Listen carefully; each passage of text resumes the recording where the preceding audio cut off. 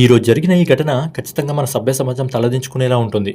అయితే నారాయణపురం అనే ఒక గ్రామంలో మునికన్నప్ప అనే ఒక వ్యక్తి వద్ద 3 సంవత్సరాల క్రితం శిరీష భర్త తిమ్మరామప్ప అయితే 80,000 రూపాయలు అప్పుగా తీసుకోవడం జరిగింది. అయితే అప్పులు తీర్చలేక తిమ్మరామప్ప ఆ ఊరిని వదిలేసి తన కుటుంబాన్ని వదిలేసి ఎక్కడికో వెళ్ళిపోవడం జరిగింది. అప్పటి నుంచి తిమ్మరామప్ప భార్య శిరీష కూలి పనులు చేసుకుంటూ తన పిల్లల్ని పోషించుకుంటూ ఏవైతే అప్పులున్నాయో వాటినైతే తీరవడం జరుగుతుంది.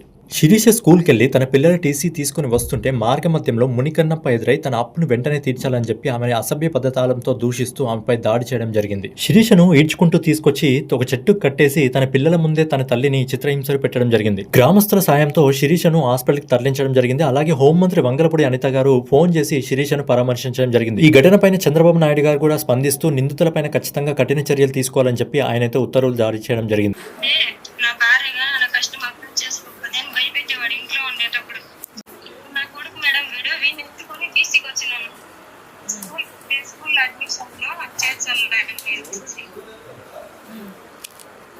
కట్టేసి కొట్టినారు మేడం. ఊళ్ళంతా కమిలిపోయింది. ఒక ముసలోడు మన వెంకటలక్ష్మి, మునికన్నప్ప, జగదీశ్వరి, రాజా చాలా దారుణంగా మాట్లాడినాడు. మా పిల్లల కోసం మనం బతకడం మాకేమో లేదు.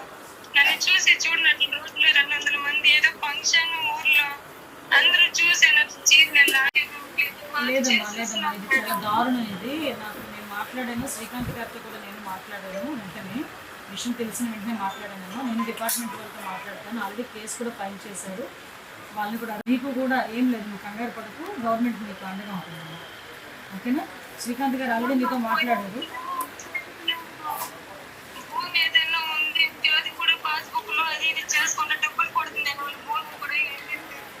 లేదమ్మా ఒకసారి మన వాళ్ళు కూడా వస్తారు మీ దగ్గరికి. ఆ పెన్షన్ విషయంలో కూడా ఏదో ప్రాబ్లం వచ్చిందని చెప్పారంటే కదా శ్రీకాంత్ గారితో.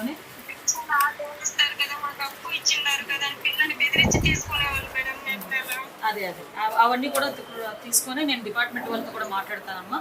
నువ్వు ధైర్యంగా ఉండు. సార్ కూడా నీతో చెప్పమన్నారు, ధైర్యంగా ఉండో చెప్పమన్నారు. శ్రీకాంత్ గారు కూడా మీతో మాట్లాడుతున్నారు, కంటిన్యూ టచ్లో ఉన్నారు తల్లి.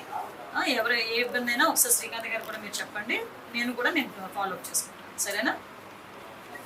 ఓకేమ్మా, ధైర్యంగా ఉండమ్మా. ఏది పిల్లోడాడి ఆయన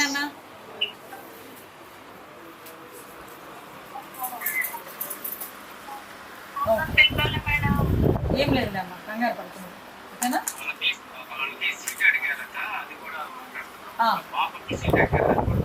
ఎక్కడ సీట్ అడిగారు?